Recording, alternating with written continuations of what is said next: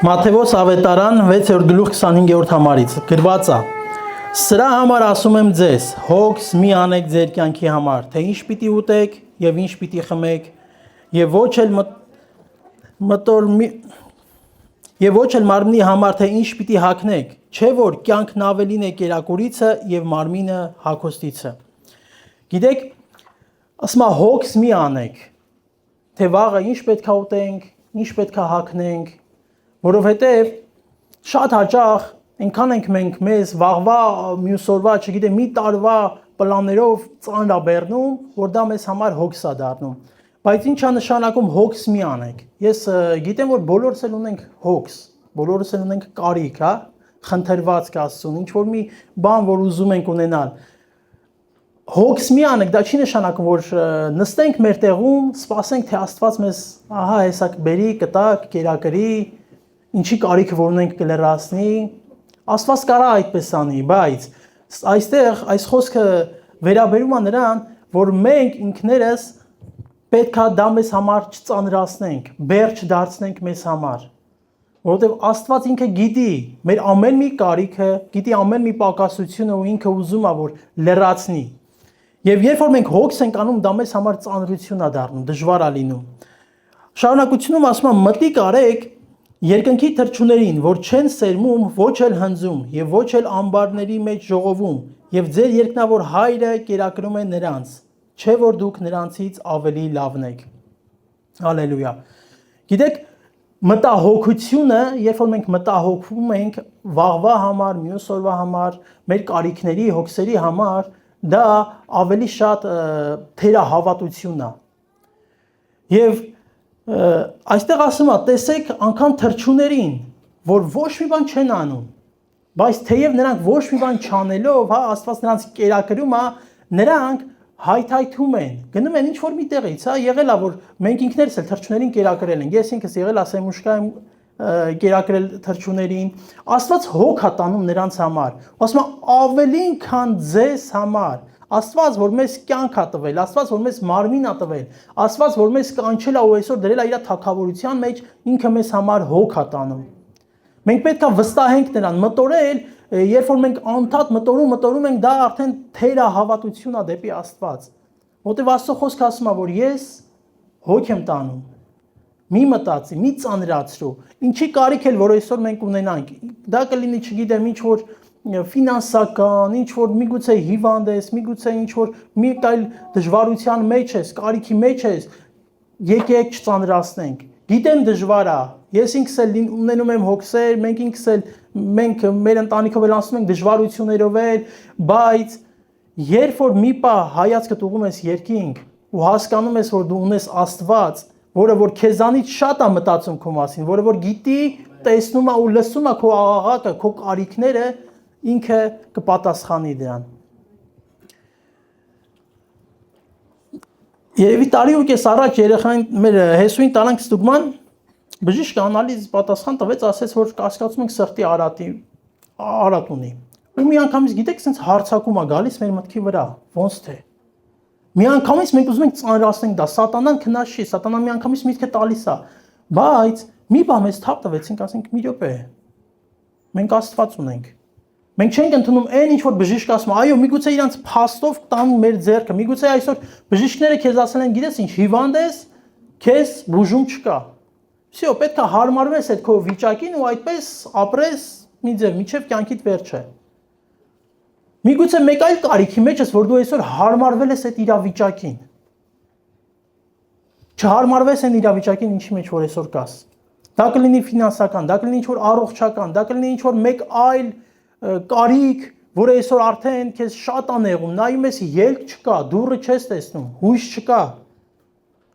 Աստված միակն է, որ ունի պատասխան։ Աստված ամեն հարցին ունի պատասխան։ Գիտեք կարևորը որն է մեր կյանքում։ Սա այս խոսքը ես չեմ կարող աշխարհիկներին ասեմ։ Այն մարդկանց, ովքեր որ դեռ Աստծուն չեն ընդունել, այն մարդկանց, ովքեր որ դեռ Աստծուն չեն պաշտում, չեն երկրպագում, իրենց կյանքը չեն տվել, այս խոսքը նրանց չի վերաբերվում։ Որովհետև իրանք մտորելու են, իրանք հույս չունեն, իրանց համար ճանապարհ չկա, հույս չկա, դուր չկա, Բայց մեզ համար, մենք, որ այսօր եկել ենք, մեր կյանքը տվել ենք Աստծուն, մենք, որ այսօր եկել ենք, մտել ենք նրա ծածկոցի տակ, մեզ համար հույս կա։ Եթե դու այսօր քայլ ես արել, եկել ես Աստծո տուն, կյանքը տվել ես նրան, նվիրվել ես նրան, մի թերահավատիր։ Ոչ մի իրավիճակի մեջ։ Մենք տեսնում ենք, որ աշակերտներն անգամ թերահավատության մեջ եղան։ Իմ կյանքում էլ հաճախ եղել է, որ թերահավատության մեջ եղել եմ։ Եկեք այսօր ամեն թերահավատությունը հեռացնենք, թույլ տանք, որ մեր մեջ հավատքը բարձրանա, թույլ տանք, որ մենք տեսնենք Աստծո մեջ մեր հարցերի պատասխանը։ Հալելույա։ Թրջուներին եթե Աստված կերակրում է, որքան ավելի մեզ, նրանց համար եթե հոգ ատանում, որքան ավելի մեզ համար, որ մենք նրա զավակներն ենք։ Հիմա ձեզանից ով կարող է հոգս անելով իր հասակի վրա մեկ անգուն ավելացնել։ Եւ հագուստի համար ինչ եք հոգս անում։ Մտիկ արեք դաշտի շուշաներին, թե ինչ են մտածում, թե ինչպես են մեծանում, ոչ ջանք են անում եւ ոչ մանում։ Գիտեք, անգամ ասում եմ շուշաներին նայեք։ Իրանք իրանցից ոչ մի բան չեն անում, Աստված է ջրում, Աստված է հագցնում, Աստված է իրանց հասակ տալիս։ Մենք մտածելով չեն կարա մեր կյանքի տարիները ավելացնենք։ Մենք մտածելով չեն կարա մեր հասակի վրա ավելացնենք։ Չեն կարա մտածելով, գիտեք, ավելի շատ Աստծո խոսքը ուզում է մեզ սովորեցնի, որ մտածելով մենք չեն կարա մտորելով, հոգս անելով չեն կարա շատ բան փոխենք։ Մենք կմտածենք մարդկայնորեն կուզենանք քայլեր անել։ Կփորձենք քայլեր անել տարբեր իրավիճակներով, բայց միգուցե չհաջողվի։ Միգուցե մի քայլ անես հաջողվի, բայց միջև էր չի հաջողվի, որովհետև եթե մենք Աստծուն ենք տվել մեր կյանքը, նա է մեզ համար մատակարարողը, նա է մեզ համար հոգ տանողը։ Հալելույա։ Ասում է, գիտեք, Աստծո խոսքի մեջ ասում է Սողոմոնը, Իսրայելի ամենահարուստ թագավորը անգամ իր փառքի մեջ այդպես չհագնվավ, ինչպես Աստված Շուշանին է հագցնում,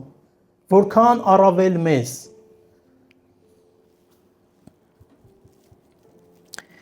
Իսկ եթե որ դաշտի խոտը, որ այսօր կա եւ էգուց փուրն է գցվում, Աստված այնպես է հագցնում,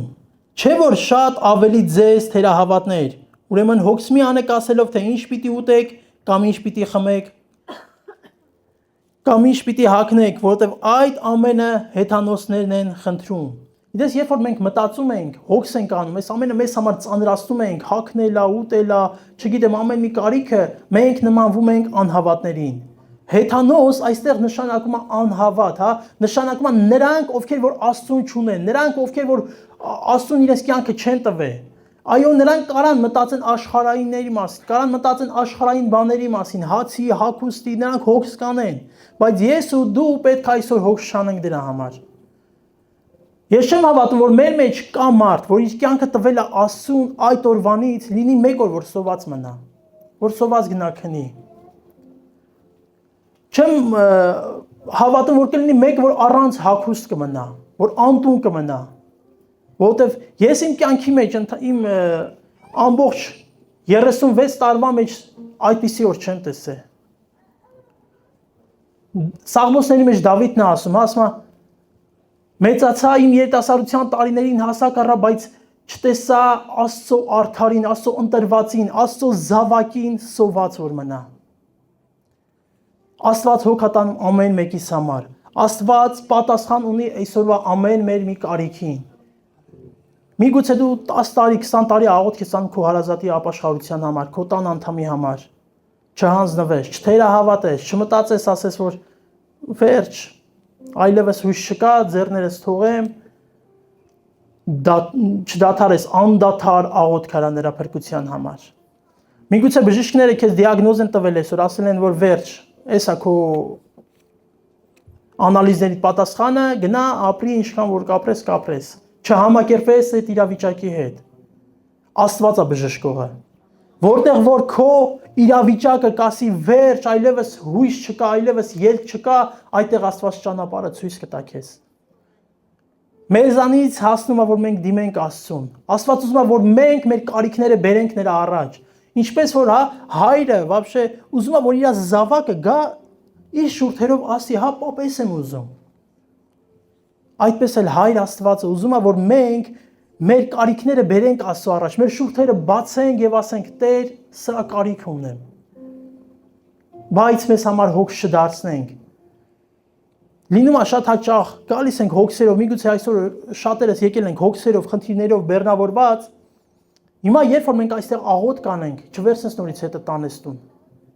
Թող Աստծուն, տուր Աստծուն, ասма ձեր հոգսը ինձ վրա գցեք։ Տուր Աստծուն, Աստված գիտի իր ժամանակը, Աստված գիտի իր ձևը։ Մի սպասի, գիտես, որ քո ժամանակին քո պատասխանը կստանաս։ Մի ստացի, որ քո ուզած ձևով ես դու քո պատասխանը ստանալու։ Աստված գիտի իր ժամանակը եւ իր ձևը։ Եվ վստահի նրան, նրա կամքին,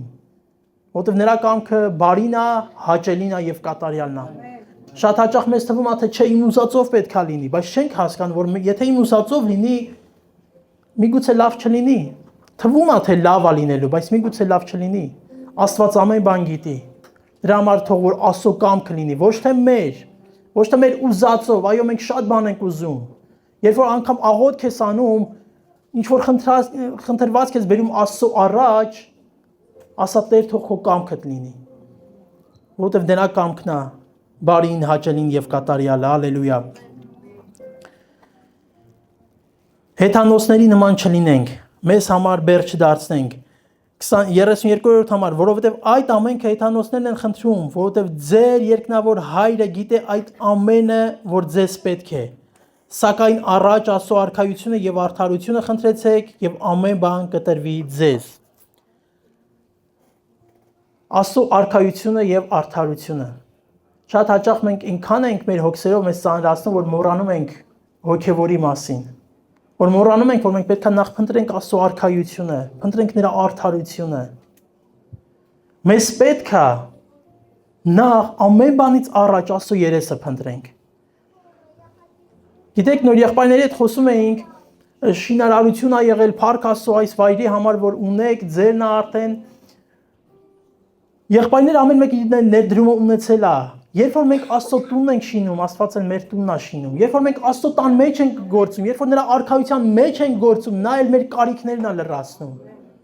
Ես այն ժամանակ, երբ որ դու այստեղ նստած ես, երբ որ դու Աստծո ներկայության մեջ ես, երբ որ դու Աստծո խոսքն ես լսում, այդ ժամանակ Աստված շատ հարցեր է լուծում մեր կյանքի մեջ։ Ուզում եմ, որ վստահենք Աստծուն։ Ուրեմն եկուցվա համար հոգս մի անեք, որովհետև եկուցվա համար բավական է իր հոգսը, իր նեղությունով։ Եկուցվա համար բավական է իր հոգսը, ապրենք այսօրով։ Այո, մենք կարանք ծրագրեր ունենանք, այո, մենք կարանք երազանքներ, նպատակներ ունենանք։ Դա մեզ համար հոգս չի լինի, երբ որ մենք Աստծո առաջ բերենք եւ Աստծով այդ ամենը կազմենք։ Թող մեր երազանքները, մեր նպատակները, մեր ծրագրերը Աստծո կամքով լինեն, Աստծո կամքի մեջ լինեն, որպեսզի ծանրություն չլինի։ Թե չէ լինում է հաճախ մտածում ենք մի տարի հետո այս ինչը պետք է անեմ ու մի տարի է տանջվում ես, որ միջև հասնի այդ օրը, որ դու կարողանաս այդ նպատակիդ հասնես։ Վաղվա համար բավական է իր հոգսը։ Եվ գիտեք, Սաղմոս 91-ում շատ եմ սիրում այդ Սաղմոսը։ Առաջի համարում կարդացեք անպայման այդ Սաղմոսը, որովհետև շատ օրհնյալ Սաղմոս է։ Ես ամբողջությամբ հիմա չեմ ասի, բայց ասում եմ բարձրալի ծածկոցի տակ բնակվողը ամենակարողի շուքի տակ է հանգստանում։ Ինչ է նշանակում բարձրալի ծածկոցի տակ բնակվողը։ Գիտես, երբ որ մենք նրա ծածկոցի տակ ենք, մենք ապահով ենք։ Պատկերացրեք, ես հիմա այստեղ կանգնած նրա ծածկոցի տակ եմ։ Ինչ է, մտածում եք հոգսեր, խնդիրներ, խնդիրներ չունեմ։ Ունեմ։ Ծածկոցից դուրս լինող մարդը նույնպես ունի հոգսեր, խնդիրներ, խնդիրներ։ Գիտեք իմ ու նրա տարբերությունը որն է։ Որ ես պաշտպանված եմ, ես նրա ծածկոցի տակ եմ։ Որ այո կգան խնդիրներ, այո կգա հիվանդությունը, խնդիրները, հոգսերը, ամեն տեսակ դժվարությունները, բայց ես պաշտպանված եմ, որովհետև ես նրա ծածկոցի տակ եմ։ Ես չեմ թուլանա, ես չեմ թերահավատի, որովհետև ես նրա ծածկոցի տակ եմ, որովհետև ես գիտեմ, որ ինձ զորացնողը, ինձ բժշկողը, իմ տարբեր իրավիճակներից հանողը Եհովա Աստվածն է։ Նա է, որ քեզ այսօր կբժշկի, նա է, որ այսօր քո հարցերին պատասխան կտա, նա է, որ քեզ ամեն դժվար իրավիճակից այսօր կարա հանի։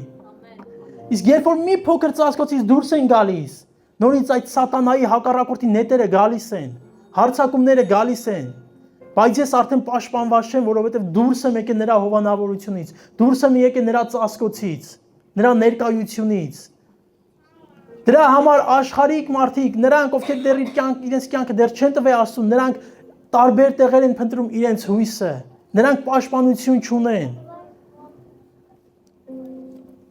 Մի կին, որ տարիներ շարունակ արյունահոսում էր, իր ամբողջ ունեցվածքը վատնել էր, տվել էր բժիշկներին, ասել էին բժշկություն չկա, հույս չկա, ինքը ամենը ծախել էր, ամենը տվել էր, ամեն բան կորցրել էր, բայց օրերից մի օր լսում է, որ Հիսուսն անցնում է, օրից մի օր ինքը հայտնվում է այն վայրում, որտեղ որ Հիսուսն է, ինքը լսած է լինում նրա մասին, լսած է լինում նրա զորության մասին, որ կարա բժշկի։ Գիտեք, այսօր մենք այնպիսի վայրում ենք, որտեղ որ Աստված է։ Աստված մեր մեջ է։ Չգիտեմ քո խնդիրը, հոգսը, խնդրեմը քանի տարիներ է քեզ տանջում, քանի ամիսներ է քեզ տանջում։ Աստված այստեղ է։ Ու այդ կինը իր մտքում մտածում ասում է, բավական է, որ ես միայն նրա հանդերձի ծայրին դիպչեմ։ Բավական է, որ այսօր միայն դու մտնես Աստծո ներկայության մեջ։ Բավական է, որ դու միայն թույլ տաս այսօր Աստված քեզ հպվի։ Թույլ տաս Աստված քո սրտին այսօր հպվի։ Ասում եմ, բավական է միայն հպվեմ նրա հանդերձի ծայրին եւ ես կբժշկվեմ։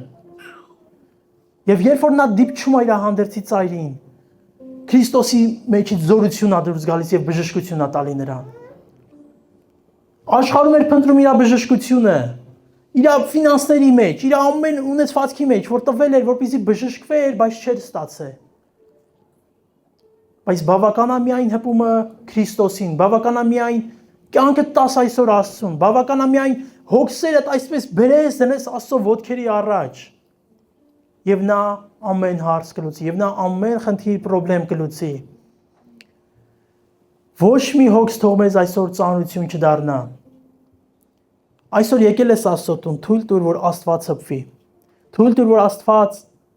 հանկարծ քեզ այնպես շփայց, որ անտարբեր անցնի։ Երբ որ երկրպագություն, փառաբանություն կբարձրանա այստեղից, թույլ տուր, որ Աստված քո սրտին հասնի։